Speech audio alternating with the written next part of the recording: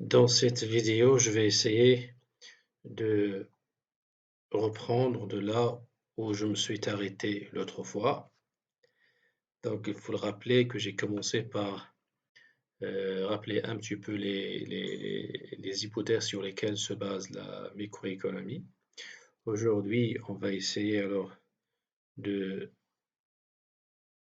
de reprendre alors de la première partie ou la section, on va appeler la comme vous voulez, la production. Donc, la production, comme on le définit, c'est le processus, c'est la façon par laquelle les facteurs de production sont transformés pour avoir un ou des outputs.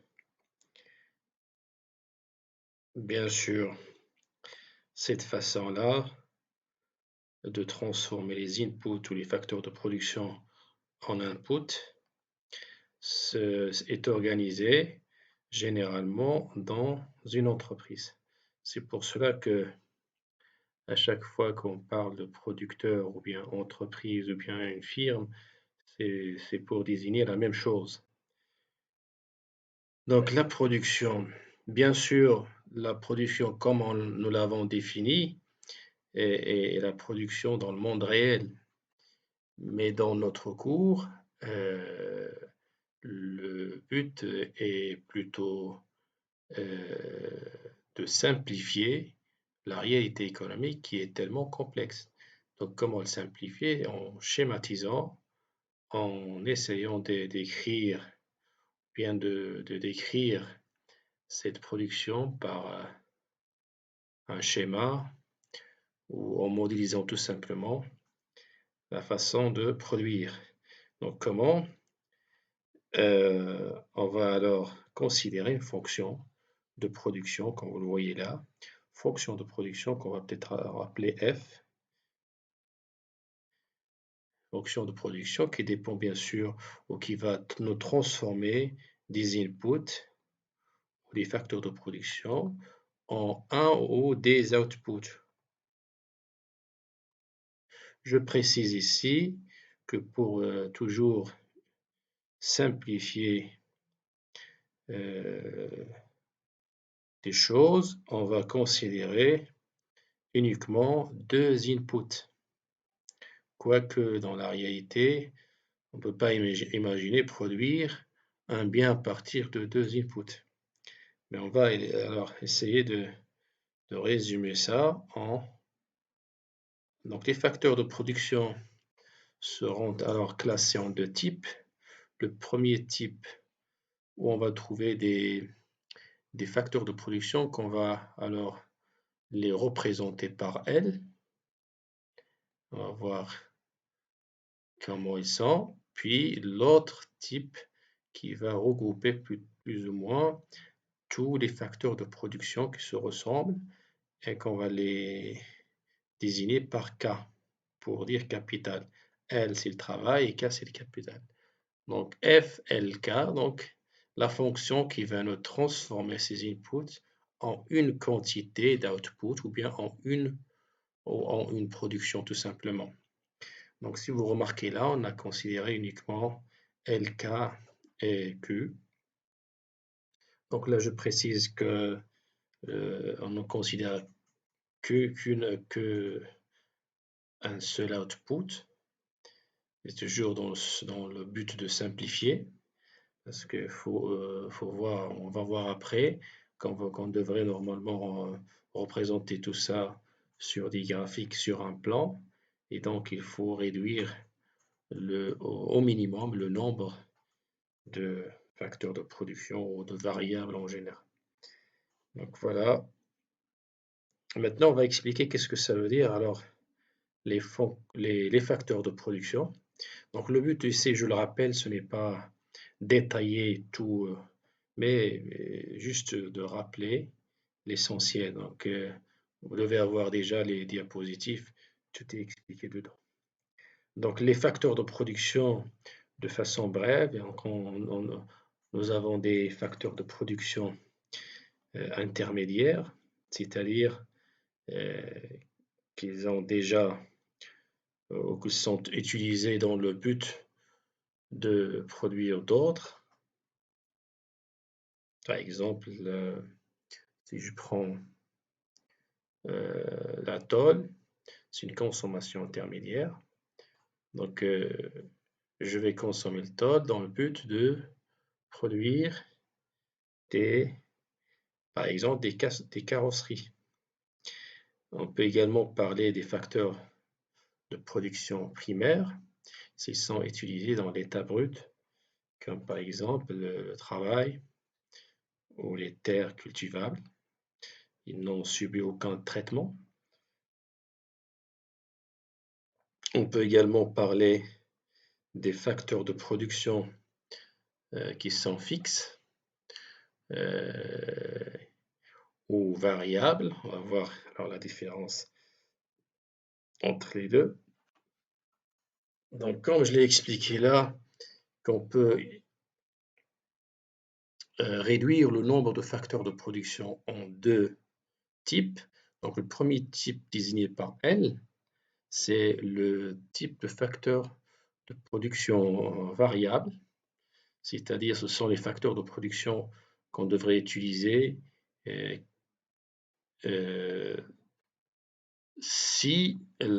pour produire une quantité non nulle. C'est-à-dire, on ne consomme ces facteurs de production que lorsqu'on commence à produire. Par contre, l'autre type de facteurs de production désigné par K, c'est pour dire capital, ce sont les facteurs de production fixes et qui sont utilisés quelle que soit la quantité de production. Là, par exemple, si on peut lire infrastructure. L'infrastructure, normalement, elle est consommée même si on ne produit rien. L'équipement également. Par contre, la main-d'œuvre, ça ne sert à rien de recruter la main-d'œuvre si on ne produit rien. Les facteurs de production peuvent être également substituables.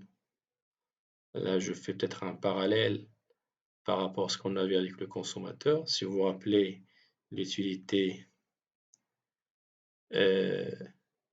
tirée de la consommation d'un panier composé de deux biens X, Y, on a dit que les biens consommés peuvent être substituables.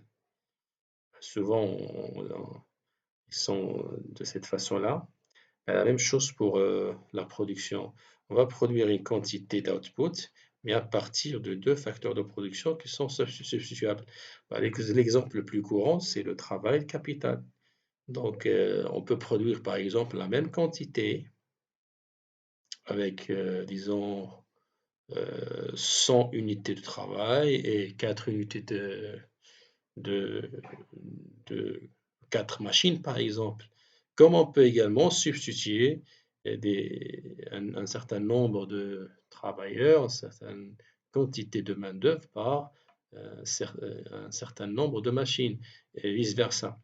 Donc, c'est pour ça qu'on peut parler des facteurs de production qui sont substituables. Ces facteurs de production peuvent être également complémentaires. Là, je donne l'exemple de coke et minerai de fer.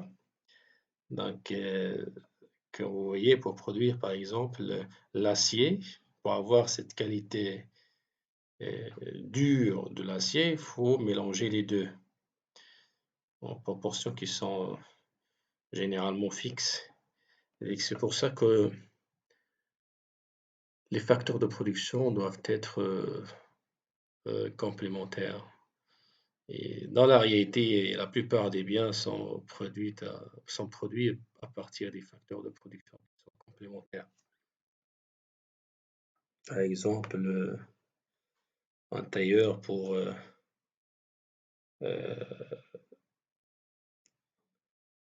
préparer, je sais pas, une robe, elle a besoin de tissu et bien sûr des aiguilles, une machine à coudre, mais également, donc c'est toujours une complémentarité entre la main-d'œuvre et le capital. et un tailleur, j'ai pas dit et un tailleur, c'est-à-dire il y a toujours cette complémentarité entre les facteurs de production.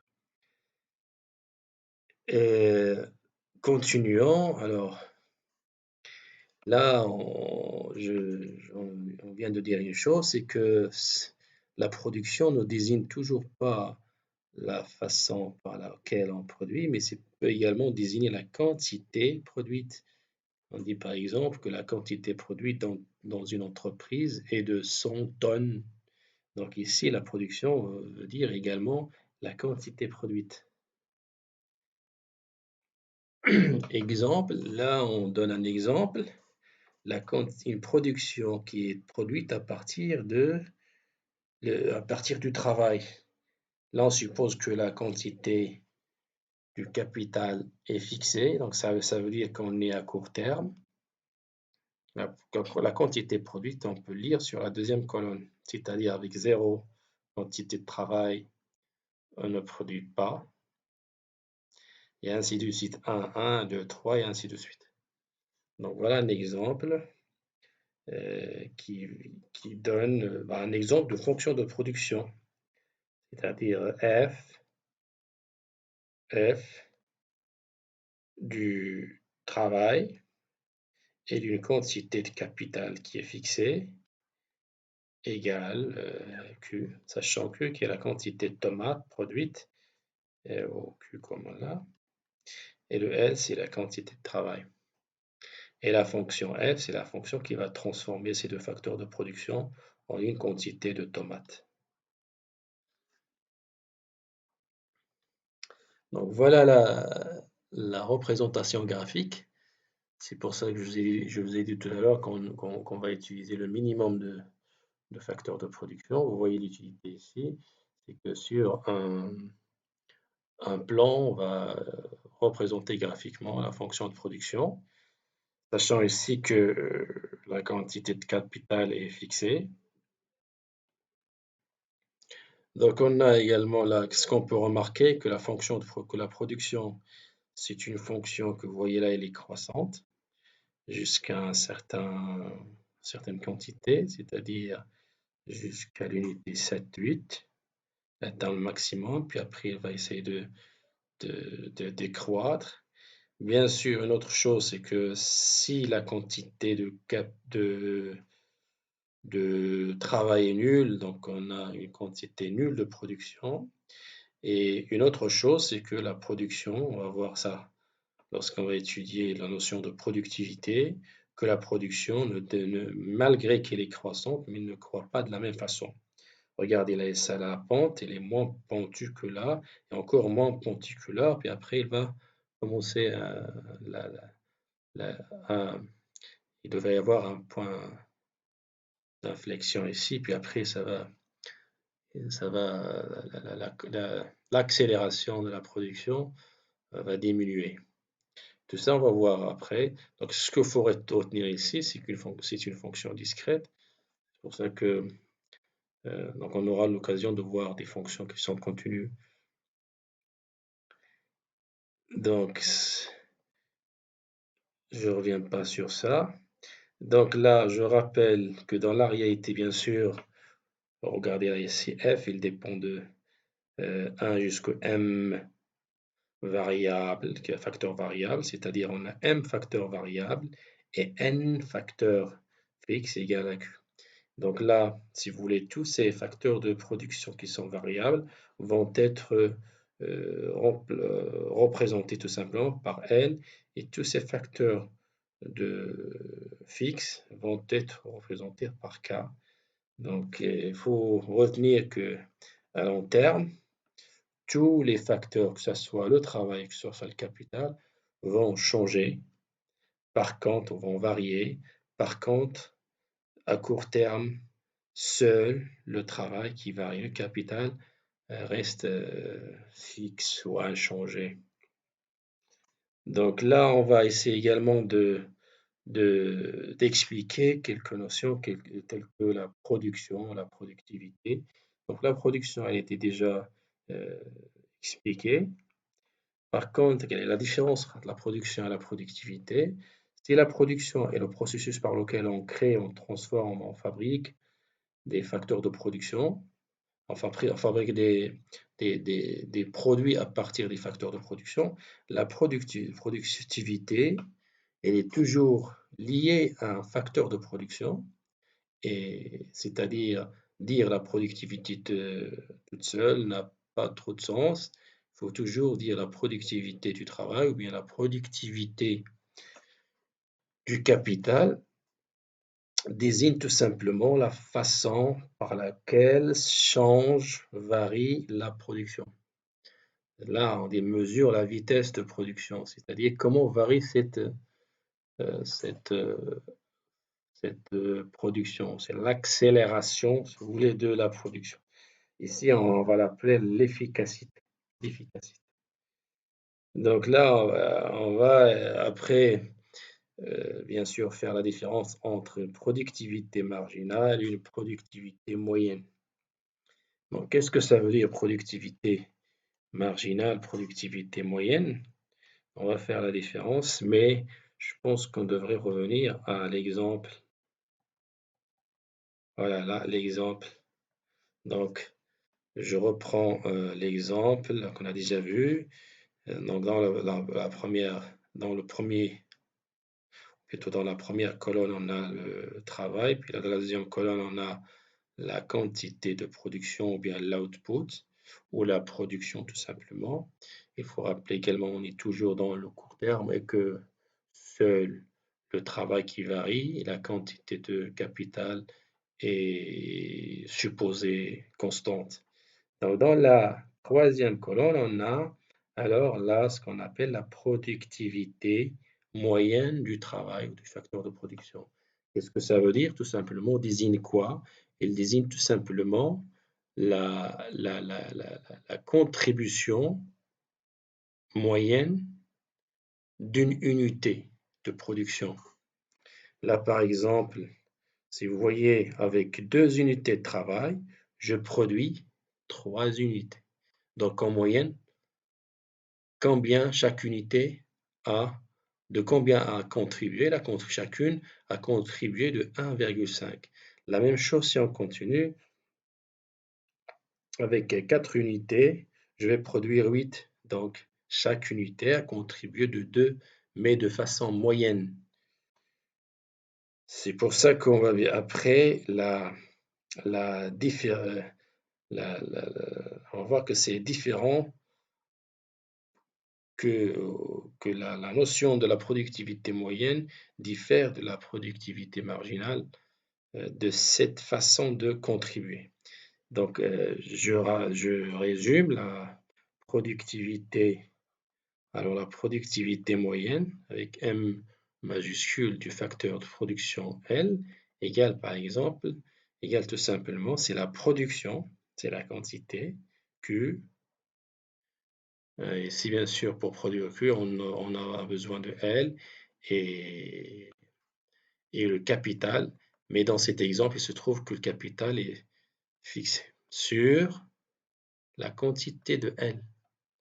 Exemple, pour produire, exemple, P M2 pour produire la productivité moyenne de l'unité 4 égale tout simplement 8 sur 4 égale à tout simplement 2.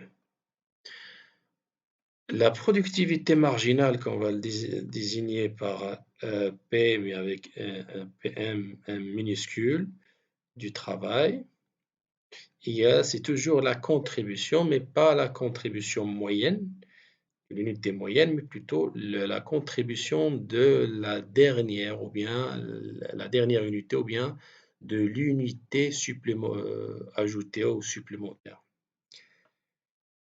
Donc, je vais voir ici, par exemple, pour produire 2, quand j'utilise 2, je vais avoir 3 unités de tomates, de production de tomates, mais lorsqu'on utilise 3, on a 6. Donc, si on cherche alors l'unité De 2 à 3, combien j'ajoute d'unités? J'ajoute une seule unité. Donc, cette unité, de combien elle a contribué? Elle a contribué de 6 moins 3, c'est-à-dire de 3 unités. Donc, l'unité 3, la troisième unité, seule a contribué d'une production de 3. Donc, c'est tout simplement la variation de la production, toujours L par rapport à quoi? La variation de facteur de production. Donc, il faut rappeler ici que c'est la productivité marginale du travail, L. Donc, exemple, productivité marginale de l'unité de la troisième unité égale tout simplement 6 moins 3 divisé par 3 moins 2 égale à tout simplement 3. Donc, vous voyez que la productivité marginale de la troisième unité, elle est supérieure à la productivité moyenne. On verra après que ces deux notions nous informent sur le rendement d'échelle. Donc, on continue. Donc là, vous pouvez avoir alors les différentes courbes. On a la courbe bleue, on l'a déjà vu, c'est la production. Puis après, on a la productivité marginale qui n'est que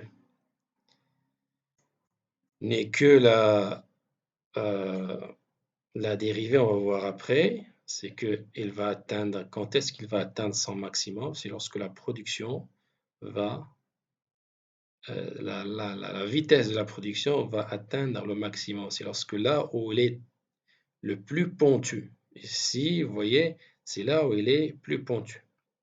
Vous voyez, la pente elle est plus forte ici. C'est pour ça qu'on a le maximum de la productivité marginale. Donc, la productivité moyenne, vous voyez là. Donc, j'ai pas dit tout dit par rapport à la productivité marginale. Donc là, il faut savoir que lorsque la variation de la quantité, bien lorsque la variation de L tend vers 0, c'est-à-dire pour une petite quantité de facteurs de production, c'est-à-dire pour une quantité infinitésimale, on a quoi? Cette écriture tend vers quoi? Tend vers quoi? Variation tend vers tout simplement dérivée de. Donc c'est pour ça que, alors, on va essayer de reprendre ça.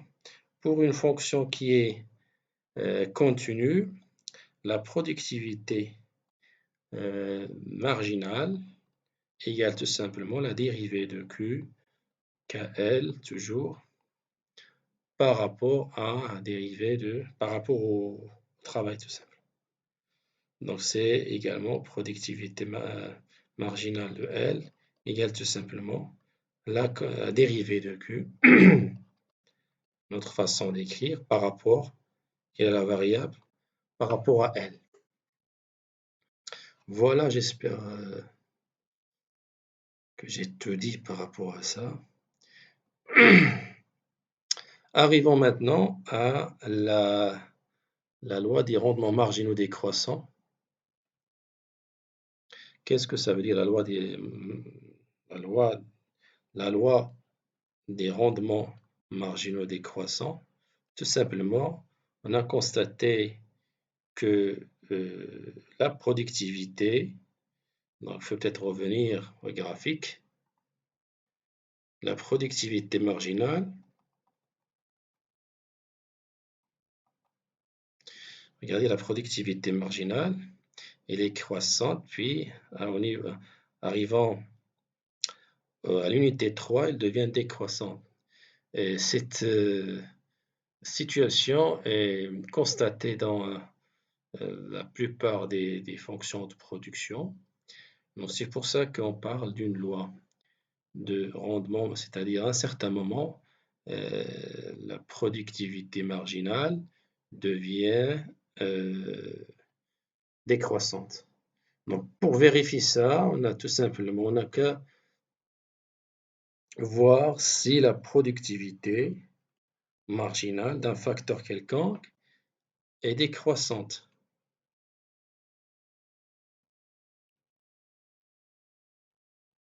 Qu'est-ce que ça veut dire les décroissantes? C'est tout simplement, il faut vérifier que la dérivée de la productivité marginale, toujours par rapport à elle, elle doit être négative. Autrement, si on veut l'écrire en fonction de la fonction de production, donc on peut alors dériver deux fois f. Ici, c'est la. Donc, si je reprends l'exemple de la production de tomates, donc c'est la dérivée de LK par rapport à L, mais deux fois. Donc, il faut dériver une fois la fonction de production pour trouver la productivité marginale, et il faut le dériver une deuxième fois pour vérifier si elle est négative ou pas. Si elle est négative, on dit que tout simplement que la loi des rendements marginaux décroissants est vérifiée pour le facteur travail ici. Donc on peut également l'essayer pour le travail comme pour le capital. Passons après à la notion de rendement d'échelle, mais qu'on va le reprendre dans la vidéo prochaine.